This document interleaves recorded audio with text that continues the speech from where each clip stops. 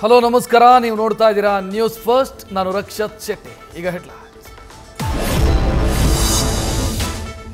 ವಿದ್ಯುತ್ high tension ವೈರ್ನಿಂದ shock ಹೊಡೆದು ಬಾಲಕ ಸಾವು. ಚಿಕಿತ್ಸೆ ಫಲಿಸದೆ ವಿಕ್ಟೋರಿಯಾದಲ್ಲಿ 10 ವರ್ಷದ ಅನಂತ್ ಕೊನೆಯುಸಿರು. ಬೆಸ್ಕಾಂ ನಿರ್ಲಕ್ಷ್ಯಕ್ಕೆ ಮತ್ತೊಂದು ಬಲಿ.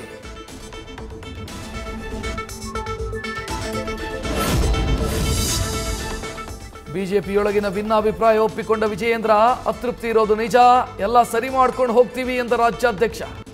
ಅಸಮಾಧಾನ ಬಗೆಹರಿಸಲು ಯಡಿಯೂರಪ್ಪ ಎಂಟ್ರಿ.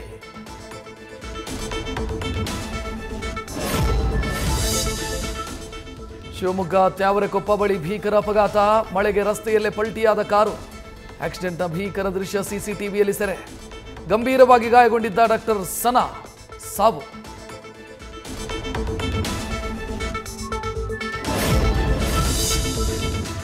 ನಟ ಸುದೀಪ್ ಹೆಸರು ಹೇಳಿ ನಿರ್ದೇಶಕ ನಂದಕಿಶೋರ್ ವಂಚನೆ. 22 ಲಕ್ಷ ಕೊಡದೆ ಮೋಸ ಮಾಡಿದ್ದಾಗಿ ನಟ ಶಬರೀಶ್ ಶೆಟ್ಟಿ ಆರೋಪ. ಹಣ ರಿಟರ್ನ್ ಕೇಳಿದ್ರು ಕೊಡದೆ ಧಮಕಿ. ದೂರು ಕೊಡಲು ನಿರ್ಧಾರ.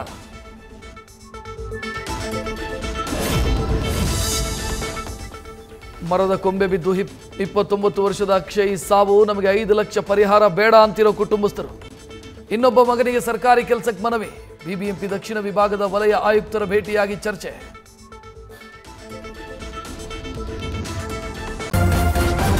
ನ್ಯೂಸ್ ಫಸ್ಟ್, ನಿರ್ಭೀತಿಯಿಂದ ನಿಮ್ಮ ಪರವಾಗಿ.